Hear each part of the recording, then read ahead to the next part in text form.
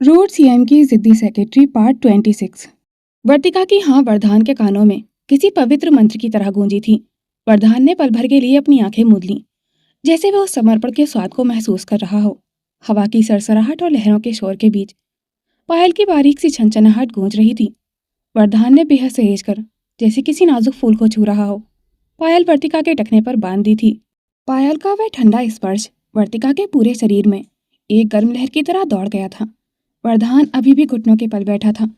उसने अपना हाथ पीछे नहीं खींचा, बल्कि उसके दूसरे पैर में भी पायल बांधी थी। लिटिल रैबिट, अब से। वरदान ने अपना सिर उठाया। उसकी आंखों में अधिकार और प्रेम का एक ऐसा मेल था जिसे देख वर्तिका की सांसें फिर से उखड़ने लगी थीं। तुम्हारे हर कदम की आवाज मुझे बताएगी कि तुम मेरे करीब हो। और याद रखना वर्तिका, ये बेड़ियां नहीं है, ये मेरा तुम पर हक है। और ये आवाज, उसने पायल को हल्के से छुआ, हर बार मुझे याद दिलाएगी कि तुम मुझसे दूर जाने के लिए नहीं बनी हो। वरदान धीरे से खड़ा हुआ और उसे अपनी ओर खींच लिया था। वर्तिका के पैर अभी भी जमीन पर पूरी तरह टिक नहीं पा रहे थे। वह उस एहसास के बोझ से कांप रही थी। वरदान ने उसके चेहरे को दोनों हाथों के प्याले में भर लिया था। क्रूज की लाइट सब हल्की मध्यम हो चुकी थी और ऊपर चांद अपनी पूरी चांदनी बिखेर रहा था। वरदान, वर्तिका ने लगभग फुसफुसाते हुए कहा। उसकी आंखों में अब डर नहीं, बल्कि एक गहरा गहरा समर्पण था। आपने कहा था कि मुझे आपकी हर बात माननी होगी। क्या है वो बात? वरदान की मुस्कान गहरी हो गई थी। उसने झुककर अपना माथा वर्तिका के माथे से सटाया। दोनों की गर्म सांसें एक दूसरे में घुलने लगी थी। बात सिर्फ इतनी है। वरदान की आवाज अब और भी भारी और मखमली हो गई थी कि तुम कभी खुद को मुझसे दूर नहीं करोगी, चाहे दुनिया इधर की उधर हो जाए। तुम बस मेरी बनकर रहोगी। क्या ये मंजूर है माई लिटिल रैबिट? वर्तिका ने जवाब में कुछ नहीं कहा, बस अपनी कांपती हुई पलकें धीरे से झुका लीं।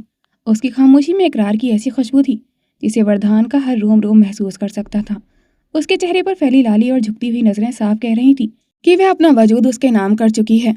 वरदान उसकी इस चुप्पी का लुत्फ उठा रहा था। वह उसके मुंह से शब्द सुनने के लिए बेकरार था। उसने अपने अंगूठे से वर्तिका की ठोड़ी को हल्का सा ऊपर उठाया ताकि उसकी झुकती नजरों को फिर से कैद कर सके। वरदान ने उसकी ठोड़ी को हल्के से ऊपर उठाया और उसकी आंखों में उतर गया था वो नजर, जैसे जवाब नहीं ढूंढ रही थी, उसे पहले से जानती थी। मुझे शब्द चाहिए, उसने धीमे से कहा। तुम्हारी ये खामोशी बहुत कुछ कहती है, लेकिन आज मैं सुनना चाहता हूँ। वर्तिका की सांसें हल्की हल्की कांप रही थीं। उसकी उंगलियां अभी वरदान की शर्ट को थामी थी, जैसे वही उसका सहारा हो। मैं, उसके होठ कांपे। मैं कभी दूर नहीं जाऊंगी। वरदान की आंखों में एक गहरी चमक उभर आई थी। कभी नहीं, वर्तिका ने बहुत धीरे से पूरा किया। बस इतना सुनना था कि अगले ही पल वरदान ने उसे अपनी बाहों में खींच लिया था। लेकिन इस बार वो पकड़ सिर्फ अधिकार नहीं थी, वो एक वादा थी, एक सुकून था, एक गहरा एहसास था। समंदर की लहरें अब भी गूंज रही थी, लेकिन उस पल दोनों के लिए दुनिया जैसे सिमट गई थी। कुछ देर बाद वरदान ने धीरे से उसका हाथ थामा और डेक के दूसरे हिस्से की ओर ले गया था।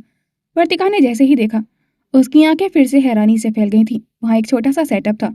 सफेद टेबल, चारों तरफ जलती हुई मोमबत्तियां, हल्की सी सुनहरी रोशनी और पास ही समंदर की अनंत गहराई। हवा में नमक और खुशबू का अजीब सा मेल था जो उस रात को और भी महसूस करने लायक बना रहा था। ये सब? वर्तिका ने धीमे से पूछा। हमारे लिए, वरदान ने सीधा जवाब दिया। उसने कुर्सी खींची, वर्तिका को बैठाया, लेकिन खुद बैठने से पहले एक पल उसके पास ठहर गया था। आज की रात, उसकी आवाज धीमी थी, कोई जल्दबाजी नहीं होगी। वो थोड़ा झुका। मैं हर पल तुम्हारे साथ जीना चाहता हूँ। वर्तिका की आंखें नम हो गई थी, लेकिन होठों पर एक बहुत हल्की, बहुत सच्ची मुस्कान आ गई थी। डिनर के दौरान ज्यादा बातें नहीं हुई, बस नजरें थीं जो हर बार टकराकर कुछ कह जाती थी। कभी वरदान उसे देखता तो वर्तिका झेप कर नजरें झुका लेती, और कभी वर्तिका चोरी छुपे उसे देखती तो वरदान उसे पकड़ लेता। देख रही थी? उसने हल्की मुस्कान के साथ पूछा। वर्तिका झेप गई थी। नहीं। झूठ, वरदान ने धीरे से कहा। अब तो आपकी हर नजर पर हक है मेरा। वर्तिका ने कुछ नहीं कहा, बस उसकी पायल हल्के से बज उठी थी। रात और गहरी हो चुकी थी, सितारे और करीब लग रहे थे और समंदर और शांत। वरदान धीरे से उठा और वर्तिका के सामने हाथ बढ़ाया। डांस। वर्तिका ने एक पल उसे देखा, फिर बिना कुछ कहे अपना हाथ उसके हाथ में रख दिया था। हल्का सा म्यूजिक, ठंडी हवा और दो धड़कनें जो अब एक ही रिदम में चल रही थीं। वरदान ने उसे अपने करीब खींचा, लेकिन इस बार कोई जल्दबाजी नहीं थी, बस धीमी सी हरकतें और एक गहरा एहसास। वर्तिका का सर धीरे से उसके सीने पर टिक गया था। वरदान की उंगलियां उसके बालों में उलझ गई थीं। हवा में मध्यम सा संगीत और लहरों की लोरियां। वर्तिका का सिर वरदान के मजबूत कंधे पर टिका हुआ था। वे उसकी शर्ट की महक और उसके दिल की धड़कनों को साफ महसूस कर सकती थी। उसे ऐसा लग रहा था मानो समय वहीं ठहर गया है। वरदान की उंगलियां अब भी उसके बालों में उलझी थी, बहुत हल्के से, जैसे हर लट को महसूस करना चाहता हो। हवा अचानक थोड़ी ठंडी हो गई थी और समंदर की लहरें जैसे और बेचैन हो उठी थीं, जैसे समंदर खुद इस पल को रोक कर देखना चाहता हो। तभी एक ठंडी सी बूंद वर्तिका के गाल पर आकर ठहरी। वे हल्का सा सिहर उठी थी, फिर दूसरी, फिर तीसरी। वर्तिका ने धीरे से सिर उठाया। उसकी पलकों पर नमी उतर आई थी। बारिश, उसने फुसफुसाकर कहा, और अगले ही पल आसमान से बूंदें धीरे धीरे गिरने लगी थी। समंदर, हवा और अब बारिश, सब कुछ जैसे उस पल को और भी हसीन बना रहा था। वर्तिका की आंखें चमक उठी थी, एकदम बच्चों जैसी खुशी के साथ। वरदान, बारिश! उसकी आवाज में एक मासूम सी खनक थी। वह उसकी बाहों से हल्का सा छूटकर आगे बढ़ी और दोनों हाथ फैलाकर उस बारिश को महसूस करने लगी थी। ठंडी बूंदें उसके चेहरे, उसकी पलकों, उसके हाथों पर गिर रही थी और वह बस हंस रही थी, बिना किसी झिझक, बिना किसी डर के। वरदान वहीं खड़ा उसे देख रहा था। उसकी आंखों में एक अजीब सी नरमी उतर आई थी, जैसे वे पहली बार उसे इतना खुलकर जीते हुए देख रहा हो। बारिश अब थोड़ी तेज हो चुकी थी। वर्तिका ने पलटकर उसे देखा। आप भी आइए ना। वरदान हल्का सा मुस्कुराया और बिना कुछ कहे धीरे धीरे उसकी ओर बढ़ गया था। अब दोनों बारिश में थे, भीगते हुए, लेकिन किसी को परवाह नहीं थी। वर्तिका फिर से उसके करीब आई और इस बार खुद ही उसका कंधा थामकर अपना सिर उसके सीने से लगा लिया था। उसकी पायल फिर से हल्के हल्के बज उठी थी, जैसे हर बूंद के साथ कोई धुन बज रही हो। वरदान की सांसें थोड़ी गहरी हो गई थी। उसने बहुत धीरे से उसका चेहरा अपनी उंगलियों में लिया, उसकी भीगी हुई पलकों को देखा और फिर उसकी आंखों में उतर गया था। बारिश की बूंदें उनके बीच गिर रही थीं, लेकिन उस पल दोनों के बीच की दूरी जैसे खत्म हो चुकी थी। वरदान ने बहुत धीरे, बेहद संजीदगी से कहा, लिटिल रैबिट। उसकी आवाज में इस बार कोई आदेश नहीं था, सिर्फ एक सांस, एक सवाल था। Can I feel you? उसकी उंगलियां वर्तिका की कलाई से होते हुए उसकी उंगलियों में उलझ गई थीं, जैसे वो पहले उसकी धड़कनों को पढ़ लेना चाहता हो। उनके बीच की दूरी अब सिर्फ एक सांस जितनी रह गई थी। वर्तिका की सांसें जैसे थम गई थी। उसने उसकी आंखों में देखा। इस बार कोई झिझक नहीं थी, कोई डर नहीं, बस वही गहरा भरोसा, वही समर्पण। उसने बहुत हल्के से, बिना शब्दों के, सिर हिला दिया था। वरदान ने जैसे उस इशारे को महसूस किया और फिर बहुत धीरे से, बहुत सेज कर अपनी उंगलियों की पकड़ उसके चेहरे पर और भी कोमल कर दी थी। बारिश की बूंदें वर्तिका के होठों पर ठहरकर चमक रही थीं और वरदान की नजरें बस वहीं थम गई थीं। उसने अपना चेहरा थोड़ा और झुकाया, इतना करीब कि उसकी गर्म सांसें वर्तिका के भीगे चेहरे को सहलाने लगी थीं। वर्तिका ने धीरे से अपनी आंखें मूंद लीं, एक ऐसे इंतजार में जो रूह तक को सुकून देने वाला था। अगले ही पल वरदान ने बहुत नजाकत से अपने होठ उसके होठों पर रख दिए थे। पहला स्पर्श बस एक हल्की सी सरगोशी था, जैसे पूछ रहा हो, रुकूं। उसकी आवाज फुसफुसाहट से भी धीमी थी, या और करीब आओ। वर्तिका की उंगलियां उसकी शर्ट पर और कस गई थी। जवाब खुद ब खुद मिल गया था। अगले ही पल वरदान ने उसे थोड़ा और करीब खींच लिया और इस बार उसके होठों को अपने होठों में ठहर कर समेट लिया था। बारिश की ठंडी बूंदें और उस स्पर्श की गर्मी दोनों मिलकर जैसे एक अजीब सी कपकपी छोड़ रहे थे उसके भीतर। वर्तिका की सांसें बिखरने लगी थी। उसके होठ अब सिर्फ छू नहीं रहे थे, महसूस कर रहे थे, धीरे धीरे, गहराई से। वरदान की पकड़ उसकी कमर पर थोड़ी और मजबूत हो गई थी, लेकिन अब भी उसमें वही ख्याल था, वही कंट्रोल, जैसे वो हर पल को जल्दी नहीं, पूरी तरह जीना चाहता हो। वर्तिका अनजाने में उसके और करीब आ गई थी। उसका सिर हल्का सा पीछे झुका और उसी पल वरदान की सांसें उसके होठों से फिसलती हुई उसके गालों तक उतर आई थी। उसने एक पल के लिए रुककर उसकी आंखों में देखा, गहरी भीगी हुई और पूरी तरह उसी में डूबी हुई। Little rabbit. उसकी आवाज अब और भी धीमी थी। You feel this too right. Vartika कुछ कह नहीं पाई, बस उसकी पलकों ने फिर से झुककर जवाब दे दिया था। वरदान हल्का सा मुस्कुराया और इस बार उसके होंठ फिर से उसके होठों पर आ टिके थे, थोड़े और ठहरे हुए, थोड़ा और गहरे, जैसे अब कोई हिचक बाकी नहीं रही थी। बारिश अब तेज हो चुकी थी। बूंदें उनके बीच गिरती, फिसलती और हर स्पर्श को और ज्यादा महसूस करने लायक बना रही थीं। वर्तिका की उंगलियां वरदान के कंधों तक पहुंच गई थीं, जैसे वे खुद को पूरी तरह उसी में समेट लेना चाहती हो। कुछ पल दोनों वहीं खड़े रह गए थे। बारिश अब भी गिर रही थी, लेकिन इस बार किसी ने उसे महसूस करने की कोशिश नहीं की थी, क्योंकि वो एक दूसरे में ही खो चुके थे। वरदान ने धीरे से उसके होठों से दूरी बनाई, लेकिन उसकी पकड़ ढीली नहीं हुई थी। उसने एक पल उसे देखा, भीगी हुई, सांसों में उलझी हुई और पूरी तरह उसी की। अगले ही पल बिना कोई चेतावनी दिए वरदान ने उसे अपनी बाहों में उठा लिया था। वर्तिका हल्का सा चौंकी। वरदान। उसकी आवाज में घबराहट नहीं, बस एक अनजाना सा एहसास था। वरदान की आंखों में वही गहराई थी। I need you like oxygen. बारिश के बीच उसे अपनी बाहों में थामे हुए धीरे धीरे टैग के अंदर की ओर बढ़ गया था। हर कदम के साथ जैसे उनके बीच की दूरी और भी खत्म होती जा रही थी। सी व्यू रिसोर्ट का कमरा हल्की रोशनी में डूबा हुआ था। बाहर कांच की दीवारों से टकराती बारिश और अंदर एक सन्नाटा जो बहुत कुछ कह रहा था। वरदान ने बहुत सहज कर वर्तिका को नीचे उतारा। लेकिन उसकी उंगलियां अब भी उसके माथे को थामे हुए थीं। कुछ पल दोनों बस एक दूसरे को देखते रहे। कमरे की खामोशी बाहर की बारिश से बिल्कुल अलग थी। वर्तिका ने एक पल के लिए खुद को संभालने की कोशिश की, लेकिन उसकी धड़कनें अभी बिखरी हुई थीं। उसके भीगे बाल उसके चेहरे से चिपक रहे थे। वरदान ने बहुत धीरे से आगे बढ़कर उन भीगी लटों को उसके चेहरे से हटाया। उसकी उंगलियों का स्पर्श इस बार और गहरा था और ज्यादा महसूस होने वाला। कमरे के भीतर की मध्यम रोशनी उनके भीगे हुए शरीरों पर पड़ रही थी। वरदान की नजरें वर्तिका के चेहरे पर टिकी थी, जहाँ पानी की बूंदें अब भी उसके गालों से होकर उसकी गर्दन तक का सफर तय कर रही थीं। उसने अपना हाथ पीछे बढ़ाया और खिड़की के उन भारी रेशमी पर्दों को एक झटके से खींच दिया था, जो समंदर के नज़ारे को ढके हुए थे। अब बाहर की बिजली और बारिश का नज़ारा उनके सामने था, लेकिन वरदान के लिए पर्दे सिर्फ खिड़की पर नहीं थे। वरदान ने उसके चेहरे पर आई भीगे बालों को कान के पीछे किया। यहाँ कोई नहीं है, सिर्फ तुम, मैं और ये बारिश। उसने उसकी आंखों में देखा, जहां से डर का आखिरी पर्दा भी हट चुका था।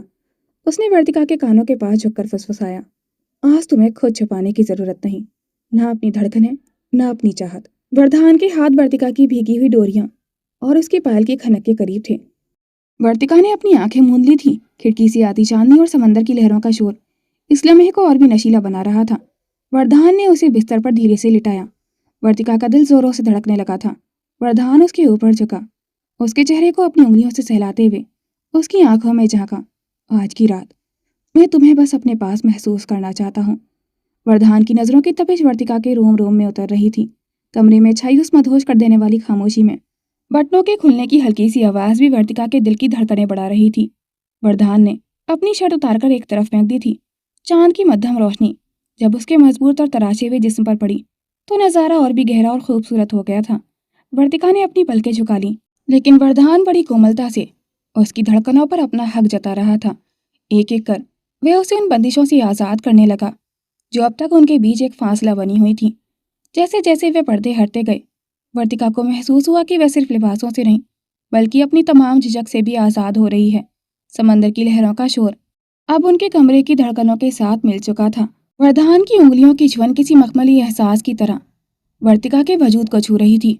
वह धीरे धीरे पूरी शिद्दत और मोहब्बत के साथ उसके करीब आता गया। अब वहां सिर्फ दो जिस्म नहीं, बल्कि दो रूहें थीं, जो एक दूसरे में घुलने को बेताब थीं। वरदान की सांसों की गर्माहट जब वर्तिका के करीब पहुंची तो वक्त जैसे ठहर गया था। उसने बड़ी नजाकत से उसे अपनी पनाहों में समेट लिया और आहिस्ता आहिस्ता उसके वजूद की गहराइयों में उतरता चला गया था। उस रात किसी ने वक्त को गुजरते हुए महसूस नहीं किया।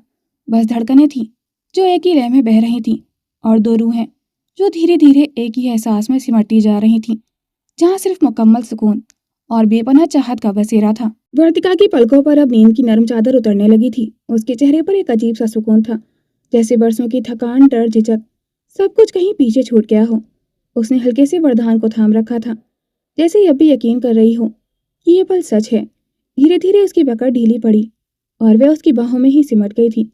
वरदान ने एक पल उसे देखा, उसकी बिखरी लटें, हल्की सी मुस्कान और वो मासूम सा चेहरा, जैसे कोई तूफान के बाद पहली बार सुकून से सोया हो। उसने बेहद नरमी से उसके माथे पर होंठ रखे और उसे और करीब खींच लिया था, ऐसे जैसे अब उसे किसी भी दर्द से बचा लेना चाहता हो। कुछ ही मिनटों में वर्तिका की सांसों की लय धीमी हो गई थी और वह गहरे सपनों की दुनिया में खो गई थी।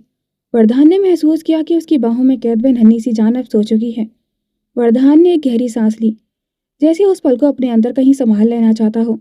उसकी नजरें अभी वर्तिका के चेहरे पर टिकी थीं, इतनी शांत, इतनी नर्म, जैसे दुनिया का कोई भी डर अब उसे छू नहीं सकता। उसने बहुत धीरे से उसकी उंगलियों को अपनी उंगलियों में थामा, जैसे यकीन दिला रहा हो कि वो यहीं है, कहीं नहीं जाने वाला। बाहर बारिश अब भी कांच पर दस्तक दे रही थी, लेकिन कमरे के अंदर एक अलग ही सुकून पसरा हुआ था।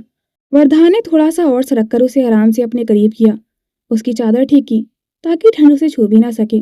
उसकी उंगलियां एक पल के लिए वर्तिका के बालों में उलझी, फिर बहुत हल्के से उसके सिर पर ठहर गई थी। तुम्हें किसी चीज से डरने की जरूरत नहीं है, उसने बेहद धीमे से फुसफुसाया, जैसे खुद से वादा कर रहा हो, जब तक मैं हूं। वर्तिका नींद में ही हल्का सा और सिमट गई थी, जैसे उसके शब्दों को महसूस कर रही हो। वरदान की आंखों में इस बार वो जानी पहचानी सख्ती नहीं थी, बस एक अजीब सा सुकून और एक अनकहा डर था, जैसे वो इस पल को खोना नहीं चाहता था। उसने एक बार फिर उसकी तरफ देखा और फिर अपनी नजरें छत की ओर उठा ली थीं, लेकिन इस बार उसकी सोच आज में नहीं थी। उसकी उंगलियां अभी वर्तिका के बालों के पास ठहरी थीं, लेकिन उसकी पायल की हल्की सी छनछनाहट जैसे किसी पुरानी याद का दरवाजा खटखटा रही थी। वरदान की सांस एक पल को थमी और अगली ही धड़कन के साथ उसकी आंखों के सामने वही दोपहर फिर से जिंदा हो उठी थी जहां से यह सब शुरू हुआ था। फ्लैशबैक, वह तपती दोपहर जब वरदान को मुख्यमंत्री बने 8 महीने हो चुके थे और जोश से लबरेज होकर शहर के औचक निरीक्षण पर निकला था। उसकी गाड़ी एक भीड़भाड़ वाले इलाके से गुजर रही थी। तभी सड़क के एक बड़े गड्ढे की वजह से उसे अचानक ब्रेक लगाना पड़ा। तभी उसकी नज़र फुटपाथ पर खड़ी एक लड़की पर पड़ी। वह पसीने से तरबतर थी, हाथ में एक पुरानी फाइल दबी हुई थी। उसके चेहरे पर गजब का गुस्सा था। वह अपनी चप्पल ठीक करने की कोशिश कर रही थी जो शायद उसी गड्ढे की वजह से टूट गई थी। 111वां इंटरव्यू और यहाँ भी वही घिसा पिटा नाटक। अरे नहीं है बेस्ट आपकी कंपनी तो क्यों बोलूं? Best company my dream job. मेरा सपना कचरे के डिब्बे में गिरना नहीं है जो मैं झूठ बोलूं। और वो इंटरव्यूअर ऐसे घूर रहा था जैसे मैंने उसकी जायदाद मांग ली हो सिर्फ सच बोलने पर। अरे भाई स्टार्टअप है तुम्हारा, कोई नासा का हेडक्वार्टर नहीं। कल तक तो ऑफिस एक गैराज में था, आज उन्हें वर्ल्ड क्लास विजन चाहिए। अगली बार कोई पूछेगा ना कि हमारी कंपनी क्यों ज्वाइन करनी है, एज ए सेक्रेटरी तो बोल दूंगी क्योंकि मुझे अपने खर्चे खुद करने हैं और तुम्हें गधों की जरूरत है। Perfect match. वह लड़की खुद से ही लड़ रही थी। उसकी आवाज इतनी तेज थी कि वरदान की गाड़ी के शीशे तक पहुंच रही थी। सच्चाई बताओ तो रिजेक्शन मिलता है और झूठ बोलो तो जमीर गवाही नहीं देता। क्या फायदा ऐसी डिग्रियों का? वो गुस्से में चलते चलते पानी से भरे गड्ढे में गिर गई थी जिससे उसकी चप्पल भी टूट गई थी। उसने गुस्से में अपनी फाइल जमीन पर पटकी और फिर उस गड्ढे की ओर देखते हुए आसमान की तरफ हाथ फैलाकर चिल्लाई, कोई भी अपना काम ठीक से क्यों नहीं करता? जो करता है उसे करने नहीं देते। और हमारे सीएम सर बड़ी बड़ी बातें, युवा जोश खाक जोश है। क्या फायदा एक जवान इंसान के हाथ में सत्ता आने का जब रहना उन्हें भी कुर्सी के अहंकार में ही है। अगर ठीक से काम करते तो मैं गड्ढे में नहीं गिरती। सब निकम्मे हैं। वरदान के चेहरे की पेशियां तन गई थीं। निकम्मा मुख्यमंत्री बनने के बाद ये पहला शब्द था जो उसके सम्मान पर चोट कर गया था। उसने बिना पलक झपकाए उस लड़की को देखा जो अब अपनी टूटी चप्पल घसीटते हुए आगे बढ़ रही थी। गाड़ी के अंदर बैठा वरदान जो अब तक शांति से सब देख रहा था अचानक गुस्से से बौखला गया था।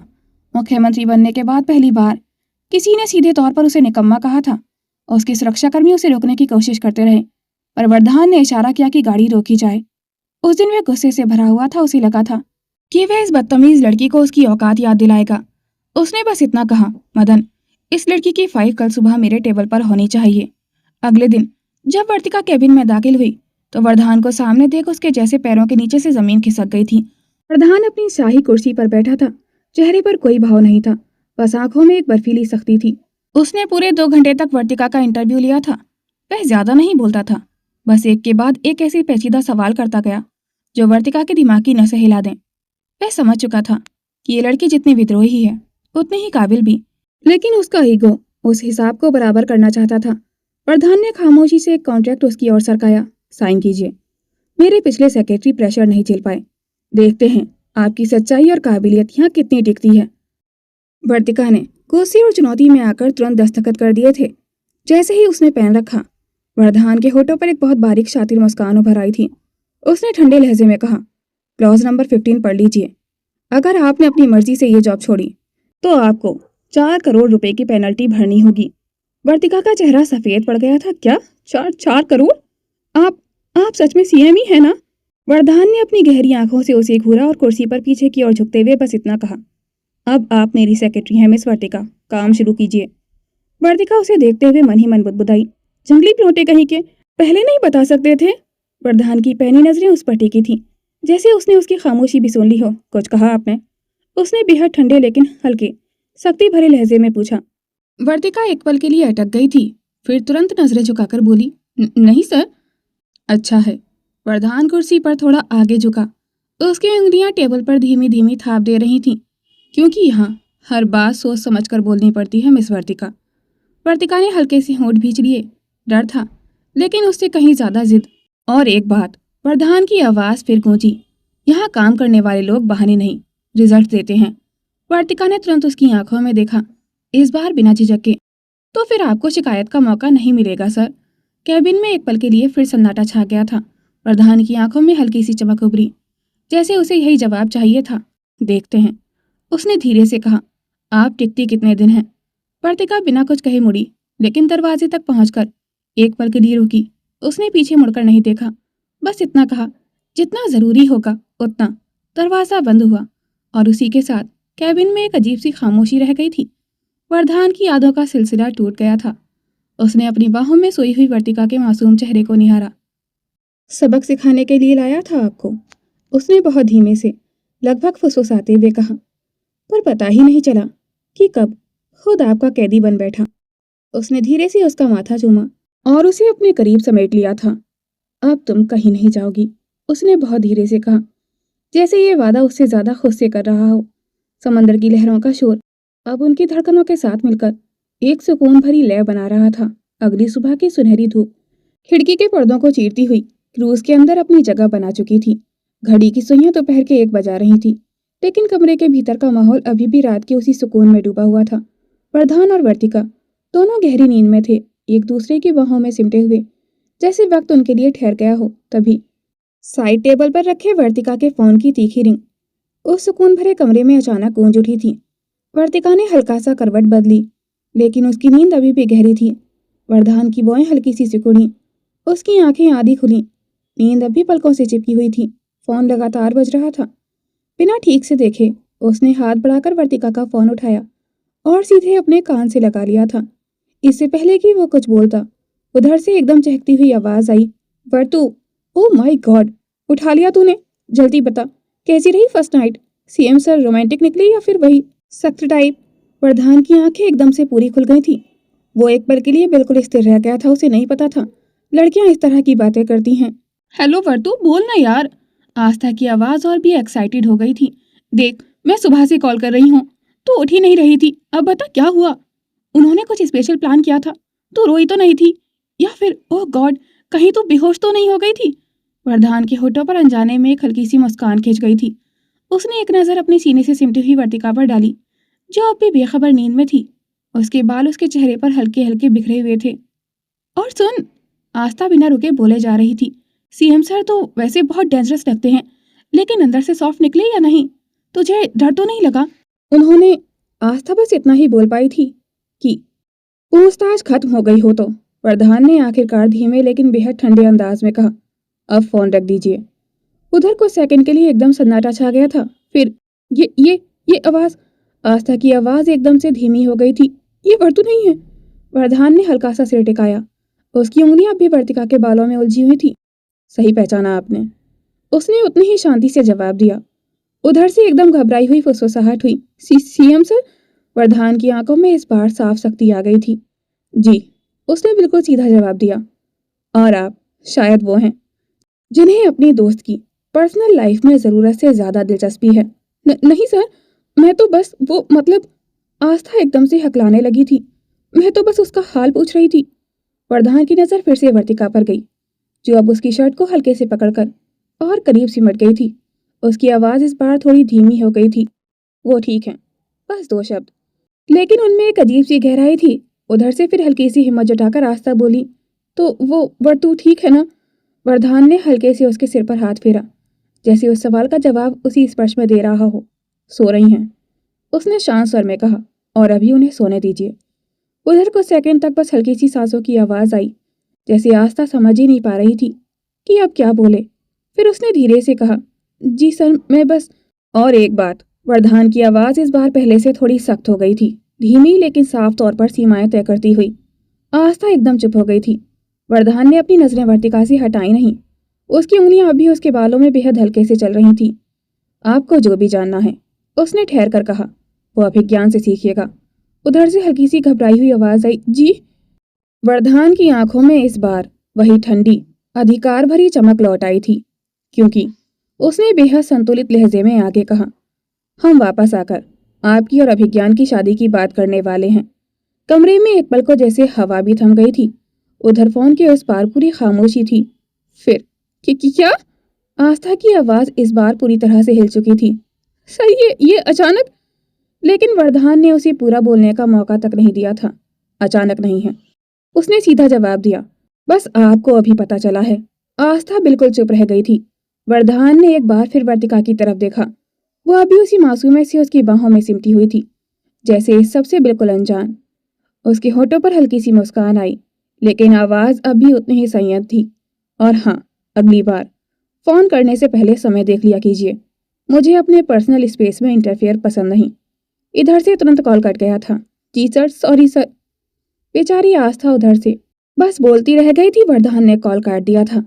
कमरे में फिर से वही सुकून लौट आया था। बस पर्दों के बीच से आती धूप और दो सांसों की मिली जुली लय थी। कुछ पल बाद वर्तिका की पलकों में हल्की सी हरकत हुई। उसने धीरे धीरे आंखें खोली। पहले तो उसे कुछ समझ नहीं आया, फिर जैसे ही उसे एहसास हुआ कि वो अब भी वरदान की बाहों में है, उसकी सांसें हल्की सी अटक गई थीं। उसने तुरंत नजरें झुका ली। वरदान उस वक्त उसे ही देख रहा था। Good morning. उसकी आवाज धीमी और हल्की सी मुस्कान से भरी हुई थी। वर्तिका ने बिना उसकी तरफ देखे बहुत ही शर्माते हुए धीमे से कहा, गुड मॉर्निंग। उसके गालों पर हल्की सी लाली उतर आई थी। दोपहर के 1 बज रहे हैं। वरदान ने घड़ी की तरफ इशारा करते हुए कहा, ये मॉर्निंग थोड़ी लेट नहीं हो गई? वर्तिका ने तुरंत उसकी तरफ देखा, फिर घड़ी। क्या? वो एकदम से उठने लगी। ओ गॉड, मैं इतनी देर? लेकिन जैसे ही वो उठी, चादर हल्की सी खिसक गई थी। वो एक पल के लिए ठिठक गई और तुरंत फिर से खुद को ढकते हुए बैठ गई थी। वरदान ने नजरें फेर ली थी, लेकिन होठों पर वही हल्की सी मुस्कान बनी रही थी, आराम से। उसने शांत स्वर में कहा, कोई मीटिंग मिस नहीं हो रही है आपकी? वर्तिका ने होठ भींच लिए। शर्म, झिझक और एक अजीब सी मिठास, सब कुछ एक साथ उसके चेहरे पर साफ दिख रहा था। वो मेरा फोन? उसने धीरे से पूछा। वरदान ने साइड टेबल से फोन उठाकर उसकी तरफ बढ़ाया। आपकी दोस्त का कॉल था। वर्तिका ने जैसे ही फोन लिया, उसकी आंखें एकदम चौड़ी हो गई थी। आस्था का? वो तुरंत वरदान की तरफ मुड़ी। आपने बात की उससे? वरदान ने बिल्कुल सहज भाव में कहा, हाँ। Oh no! वर्तिका ने अपना माथा पकड़ लिया था। उसने कुछ उल्टा सीधा तो नहीं कहा?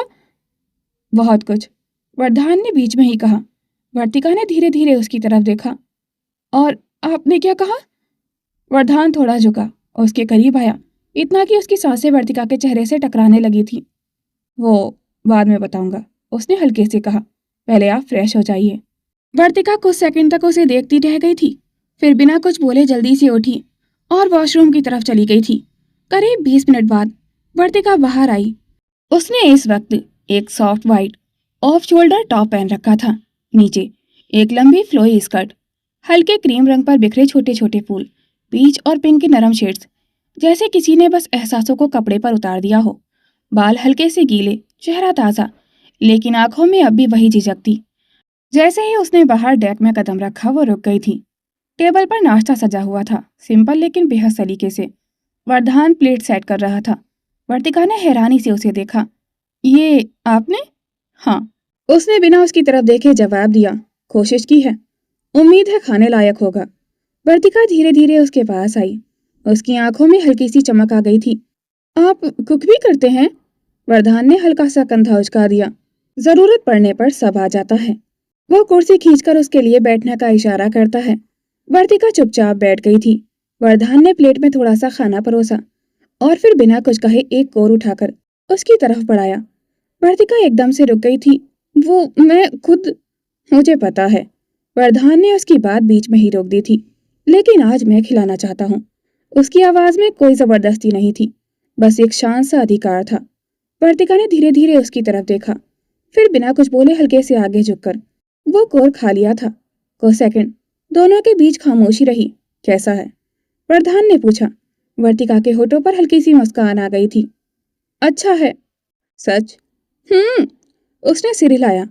वर्तिका ने हल्के से अगला कोर लिया, लेकिन इस बार जैसे ही स्वाद महसूस हुआ, उसके चेहरे पर अनजाने में एक तुलना सी उभर आई थी। और फिर बिना सोचे समझे वो बोल पड़ी। आप इतना अच्छा खाना बना लेते हैं। उसने धीरे से कहा। तो मुझसे क्यों बनवाया था उस दिन? वो तो कच्चा भी था और मिर्ची भी इतनी तेज थी कि बस। उसके शब्द हवा में ठहर गए थे। वर्तिका की आंखें एकदम से फैल गई थी, जैसे अभी उसे याद आया हो। उस दिन वरदान ने कुछ कहा ही नहीं था, बस चुपचाप खा लिया था। मैं नहीं, मेरा मतलब वो नहीं था। मैं बस। वो हड़बड़ा गई थी। शब्द जैसे एक दूसरे से टकरा कर गिर रहे थे। वरदान इस बार चुप था। वो उसे देख रहा था, बहुत गहराई से। कच्चा था, उसने धीमे से दोहराया। वर्तिका ने तुरंत सिर झुका लिया। तो थोड़ा, बस थोड़ा, पर हमने जानबूझकर कच्चा नहीं बनाया था। और मिर्ची भी तेज थी। अब वरदान की आवाज में हल्की सी मुस्कान छुपी हुई थी। वर्तिका ने आंखें बंद कर ली एक सेकंड के लिए। सॉरी, पर कुछ भी जानकर नहीं किया था। कुछ पल खामोशी रही, फिर वरदान थोड़ा सा आगे झुका। फिर भी उसने बेहद शांत स्वर में कहा, मैंने खा लिया था। वर्तिका ने धीरे से उसकी तरफ देखा। क्यों? उसकी आवाज बहुत हल्की थी। वरदान की उंगलियां धीरे से उसकी प्लेट के किनारे पर ठहर गई थी। फिर उसने उसकी तरफ देखा। क्योंकि उसने धीरे धीरे कहा, आपने बनाया था। बस इतना, सीधा साधा, लेकिन दिल के बिल्कुल अंदर उतर जाने वाला। वर्तिका के पलकों में हल्की सी नमी चमकी।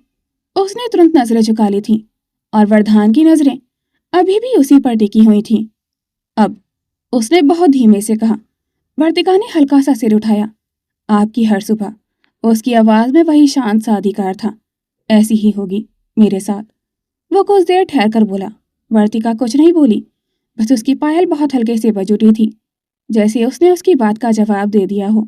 और वरदान उस छोटी सी आवाज पर भी हल्का सा मुस्कुरा दिया था। उसके बाद शब्दों की जरूरत जैसे कम पड़ गई थी।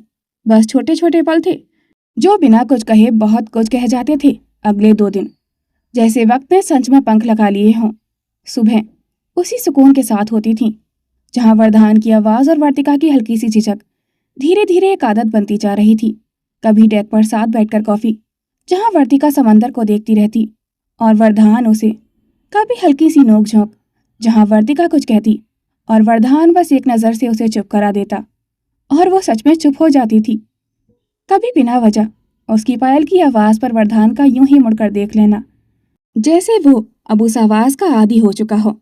और वर्तिका, वो अब पहले जैसी नहीं रही थी। उसकी आंखों में जो झिझक थी वो अब भी थी, लेकिन उसके पीछे एक अजीब सा सुकून भी था, जैसे उसने खुद को रोकना छोड़ दिया हो और बस उस एहसास को जीना शुरू कर दिया हो।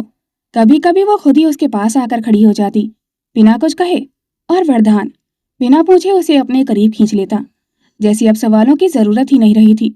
लेकिन हर पल के साथ वरदान की पकड़ थोड़ी और गहरी होती जा रही थी और वर्तिका का भरोसा थोड़ा और फिर तीसरे दिन की सुबह वापस लौटने का वक्त आ चुका था। गाड़ी धीरे धीरे शहर की सड़कों से गुजर रही थी। वर्तिका खिड़की के पास बैठी थी। उसकी उंगलियां अपनी पायल के पास अनजाने में ठहर ठहर जा रही थीं, जैसे वो उन 2 दिनों को अपने भीतर कहीं सहेज लेना चाहती हो। सीधे मुख्यमंत्री आवास चलना है सर?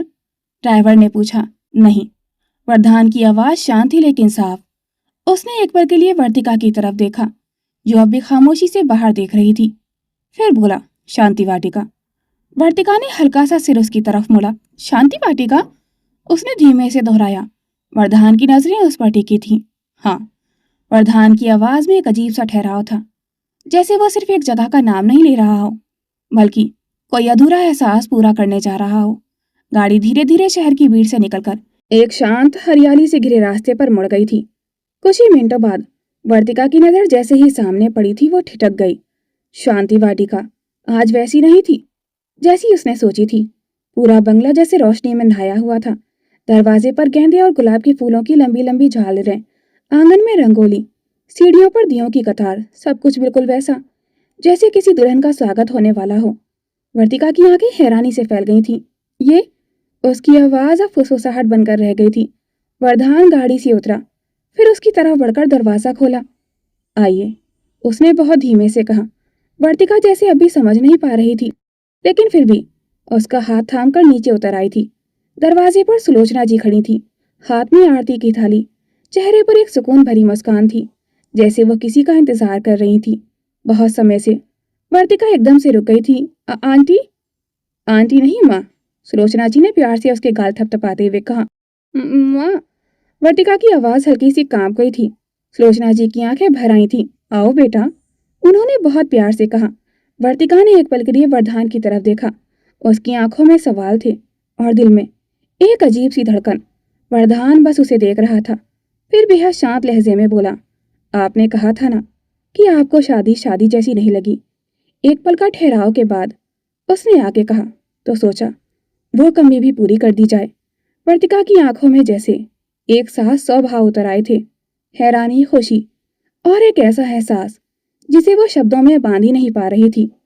उसने तो ये बात शादी के अगले दिन ही कही थी, पर वरदान को अब तक याद थी। सुलोचना जी ने आरती घुमाई, फिर उसके माथे पर हल्का सा टीका लगाया। दहलीज पार करो बेटा, उन्होंने प्यार से कहा। वर्तिका के कदम खुद ब खुद आगे बढ़ गए थे। उसने चावल से भरे कलश में हल्के से ठोकर मारी। लाल रंग उसके पैरों के नीचे फैल गया था और उसके हर कदम के साथ उसके पायल की आवाज उस घर में गूंज उठी थी। वो सच में दुल्हन की तरह अंदर आ रही थी, इस बार बिना किसी अधूरेपन के। प्रधान दरवाजे पर खड़ा बस उसे देख रहा था। उसकी आंखों में वो सख्ती नहीं थी जो दुनिया देखती थी, बस एक सुकून था, जैसे उसने सच में सब कुछ सही कर दिया हो। अंदर रस्में शुरू हो गई थी, हंसी हल्की सी शरारतें, सुलोचना जी की प्यारी सी डांट और वर्तिका। वो हर रस्म पूरे दिल से निभा रही थी, हर मुस्कान सच्ची थी, हर नजर चमक रही थी। लेकिन हर कोई उस मुस्कान से खुश नहीं था। थोड़ा दूर सीढ़ियों के पास खड़ी भाविका, उसकी आंखों में साफ जलन थी, जैसे ये सब उसे बर्दाश्त नहीं हो रहा हो। और उसके पास ही निर्मला जी, चेहरे पर हल्की सी मुस्कान लेकिन आंखों में ठंडी नफरत। देखा, भाविका ने धीमे से कहा, कितनी जल्दी जगह बना ली इसने। निर्मला जी की नजरें अभी वर्तिका पर टिकी थीं। जगह बनाना आसान है, उन्होंने बेहद धीमे स्वर में कहा, उसे बचाकर रखना मुश्किल होता है। उनकी आंखों में एक अजीब सी चमक उभरी। और ये खेल अभी शुरू हुआ है। उधर वर्तिका हंस रही थी, इस बात से बिल्कुल अनजान कि उसकी ये खुशी किसी के लिए जहर बन चुकी है। उसके चेहरे पर वही नई दुल्हन सी चमक थी जो हर नजर को अपनी ओर खींच ले। तभी धीरे धीरे चलते हुए निर्मला जी उसकी तरफ बढ़ी। उनके चेहरे पर एक सदी हुई मीठी सी मुस्कान थी जो पहली नजर में बिल्कुल सच्ची लगती थी। वर्तिका ने जैसे ही उन्हें पास आते देखा, वो तुरंत हल्का सा झुक गई थी। प्रणाम चाची, उसकी आवाज में आदर था और थोड़ी सी झिझक भी। निर्मला जी ने आगे बढ़कर बहुत प्यार से उसके सिर पर हाथ रखा। उनकी उंगलियां बेहद नरमी से उसके बालों को छूती हुई थीं, जैसे सच्ची में उसे अपना आशीर्वाद दे रही हों। सदा सुहागन रहो, उन्होंने धीमे लेकिन बेहद साफ स्वर में कहा। वर्तिका की पलकों ने हल्के से झुककर उस आशीर्वाद को स्वीकार किया। उसके होठों पर एक और नरम सी मुस्कान आ गई थी, लेकिन उसी पल निर्मला जी की आंखों में कुछ बदल सा गया था। वो मुस्कान अब भी थी, लेकिन उसके पीछे एक ठंडी सी चुभन उतर आई थी। उनकी नजर एक पल के लिए वर्धान पर गई, फिर वापस वर्तिका पर टिक गई थी। और मनी मन उनकी आवाज जैसे जहर में डूबी हुई फुसफुसाहट बन गई थी। सदा सुहागन रहो, पर पति के बिना। एक पल रुक के वो बोली, जैसे मुझे जीना पड़ रहा है। उनकी उंगलियों का स्पर्श अब भी वर्तिका के सिर पर था, लेकिन उस स्पर्श में अब वो गर्माहट नहीं थी, बस एक अनकही कड़वाहट थी। वर्तिका अनजान थी, उसने धीरे से सिर उठाया और मासूमियत से उनकी तरफ मुस्कुरा दी थी। निर्मला जी ने भी वही मुस्कान वापस दी, इतनी सदी हुई, इतनी परफेक्ट कि कोई भी उनके मन का सच पढ़ ही नहीं सकता था। लेकिन दूर खड़ी भाविका सब समझ रही थी। उसकी आंखों में एक हल्की सी चमक आई थी, जैसे उसे यकीन हो गया हो सुलोचना जी के दिमाग में कुछ तो चल रहा है। रात हो चुकी थी। शांति वाटिका का बड़ा हॉल हल्की रोशनी में नहाया हुआ था। डिनर के बाद पूरा परिवार वहीं बैठा था। हवा में एक अजीब सी खामोशी थी, वैसी नहीं जिसमें कुछ हो ही नहीं, बल्कि वैसी जहां सब कुछ हो पर कोई बोलने की हिम्मत ही नहीं कर पा रहा हो, क्योंकि वर्धान वहां मौजूद था, सोफे के एक कोने पर बिल्कुल आराम से बैठा हुआ। लेकिन उसकी मौजूदगी ही काफी थी कि कोई भी उसकी बीवी से फालतू बात करने से पहले 2 बार सोच ले। बेचारी आस्था थोड़ा दूर बैठी थी, उसकी नजरें बार बार वर्तिका पर जा रही थी, जैसे तो उसके पास जाकर बहुत कुछ कहना चाहती हो, बहुत कुछ पूछना चाहती हो। लेकिन हर बार उसकी नजर जैसे ही वर्धान से टकराती, वह तुरंत सीधी बैठ जाती। हे भगवान, उसने मन ही मन बुदबुदाया, अगर मैं वर्तू के पास गई तो ये आदमी सच में मुझे सूली पर चढ़ा देंगे। उधर वर्तिका पूरी तरह अलग दुनिया में थी। उसने इस वक्त नेवी ब्लू शिफॉन साड़ी पहन रखी थी और बाल साइड में ढीले से बंधे हुए थे। उसकी पायल हर कदम पर हल्के हल्के बज रही थी और चेहरे पर वही सुकून भरी मुस्कान थी। उसने एक एक करके सबके सामने गिफ्ट्स रखना शुरू किया। ये आपके लिए और ये आपके लिए। हर गिफ्ट के साथ उसकी आंखों में वही मासूम सी खुशी झलक रही थी, जैसे उसे सच में ये सब करने में खुशी मिल रही हो। सुलोचना जी उसे देख रही थी, आंखों में एक अपनापन था, लेकिन थोड़ा दूर बैठी भाविका बस उसे घूरी रही थी। और निर्मला जी, वो मुस्कुरा रही थी, लेकिन वो मुस्कान आंखों तक नहीं पहुंच रही थी। तभी वर्तिका आस्था के पास पहुंची। आस्था एकदम से सिमट गई थी। मेरे लिए भी? उसने धीरे से पूछा। वर्तिका हल्का सा मुस्कुरा दी थी। तेरे लिए तो स्पेशल है। आस्था ने गिफ्ट लिया, लेकिन उसकी नजर डरते डरते वरदान की तरफ चली गई थी। वो अब भी उसे ही देख रहा था। आस्था ने तुरंत नजरें झुका ली। बस आज जिंदा बच जाऊं, वही बहुत है। उसी पल वरदान ने बहुत शांत लेकिन साफ आवाज में कहा, एक बात कहनी थी। पूरा हॉल एकदम से शांत हो गया था। सबकी नजरें उसकी तरफ उठ गई थीं। वरदान ने बिना किसी हड़बड़ी के अपनी उंगलियां सोफे पर हल्के से थपथपाईं। फिर सीधा कहा, हमने अभिज्ञान के लिए लड़की पसंद की है। 1 सेकंड 2 सेकंड के लिए पूरा माहौल जैसे जम सा गया था। आस्था का मुंह हल्का सा खुल गया था। क्या क्या? भाविका की भौहें सिकुड़ गई थी। निर्मला जी की आंखों में एक चमक आ गई थी। और वर्तिका, वो तो एक पल के लिए बिल्कुल स्थिर रह गई थी। वरदान ने उसकी तरफ देखा, फिर बाकी सबकी ओर। हो सकता है, उसने उतनी ही शांति से आगे कहा, आप सबको भी पसंद आ जाए। उसकी आवाज में कोई सवाल नहीं था, बस एक फैसला था।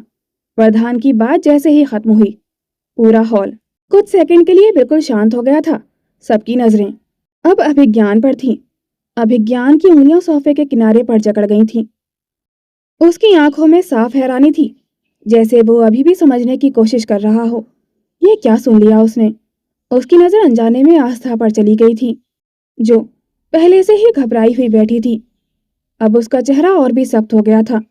अभिज्ञान के दिमाग में एक ही बात गूंज रही थी, अगर भैया ने किसी और को पसंद किया तो डैड कभी मना नहीं करेंगे।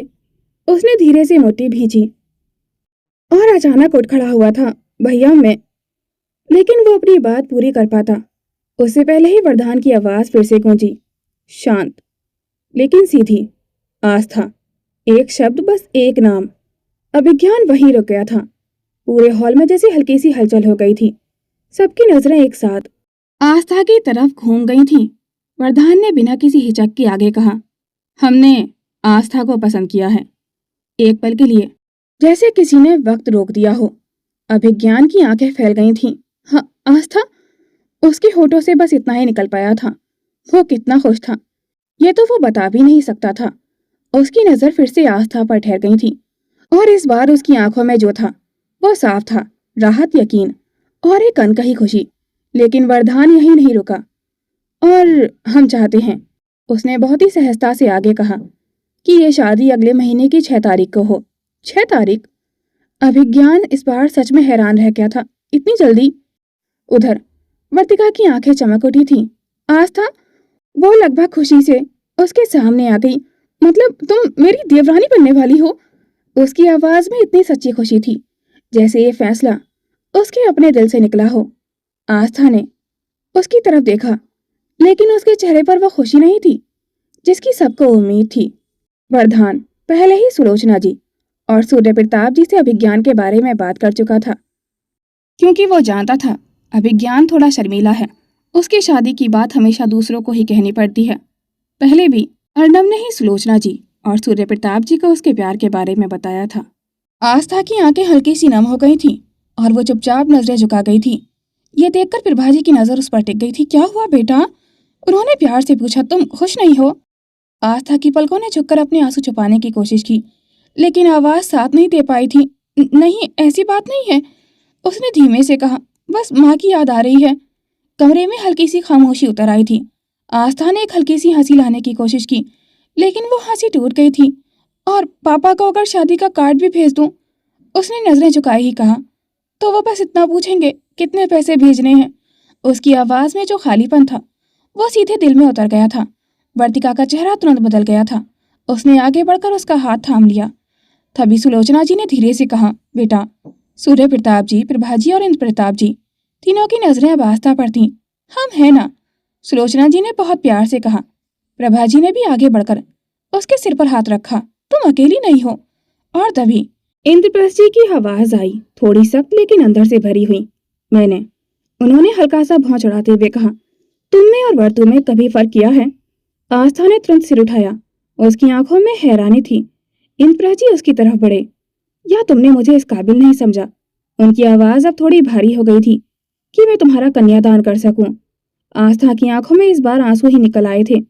वो कुछ नहीं बोल पाई, बस एक पल में आगे बढ़कर प्रभाजी से लिपट गई थी। वर्तिका उसके पास खड़ी थी। उसकी आंखों में भी नमी थी, लेकिन होठों पर मुस्कान थी, क्योंकि आज उसकी सहेली को भी घर मिल रहा था। और दूर खड़ी भाविका, उसकी आंखों में फिर वही जलन उभरी।